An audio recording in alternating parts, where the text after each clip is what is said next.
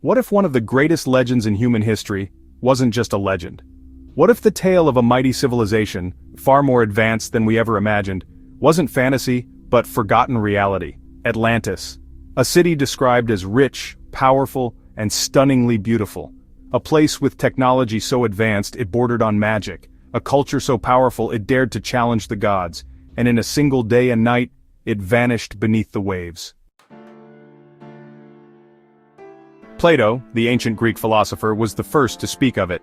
In his dialogues Timaeus and Critias, written over 2,000 years ago, he described Atlantis in vivid detail, an enormous island larger than Libya and Asia combined. Its capital city, according to him, was a marvel of architecture and planning, concentric circles of land and water, with palaces, ports, and temples glimmering in orichalcum, a mysterious metal said to shine like fire. Atlantis was ruled by kings descended from the god Poseidon himself. But Plato's tale doesn't end in glory, it ends in destruction. As the Atlanteans grew greedy, corrupt, and power-hungry, they launched wars and overstepped divine limits. The gods punished them with earthquakes, floods, and fire. And just like that, the island disappeared into the sea. So was this just a fictional parable? A cautionary tale about pride and power? Or did Plato preserve a memory far older than his own time, one passed down from Egyptian priests as he himself claimed? That question has haunted historians, archaeologists, and adventurers for centuries. So, in the 1800s, Atlantis fever really started to spread. Then, Ignatius Donnelly, who was actually a politician before turning author, published Atlantis, the Antediluvian World in 1882. He was convinced that Atlantis was the source of all ancient civilizations, Egyptian, Sumerian, Mesoamerican, and, he argued that all those great flood myths you find in every culture actually point back to one big catastrophic event, the fall of Atlantis. Donnelly's ideas, they sparked a global obsession. People started searching for clues in, honestly, the strangest places. There were underwater structures near Bimini in the Bahamas, the sunken city of Dwarka in India, and even the Yonaguni Monument off the coast of Japan. Folks even combed through Google Earth images trying to spot geometric shapes beneath the Atlantic Ocean. Were these just coincidences? Or maybe actual signs? But, one theory really stands out from the rest. Deep in the heart of the Sahara Desert lies the Richat structure. Most people call it the Eye of the Sahara. It's perfectly circular, absolutely massive, and it's surrounded by mountains and ancient riverbeds.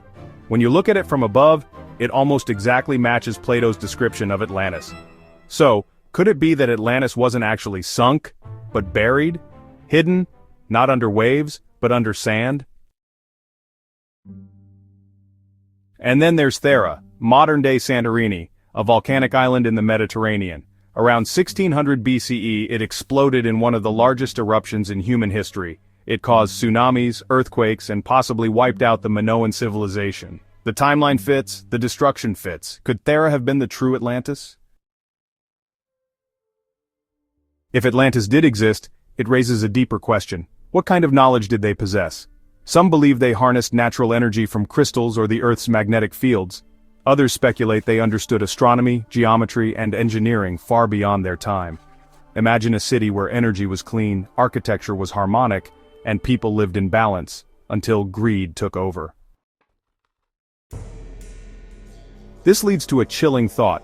Maybe Atlantis isn't just a story of the past. Maybe it's a prophecy, a cycle, a warning. Civilizations rise, they grow powerful, and then they fall, often by their own hands. As we face climate disasters, wars, and rapid technological advancement today, some wonder if we are walking the same path.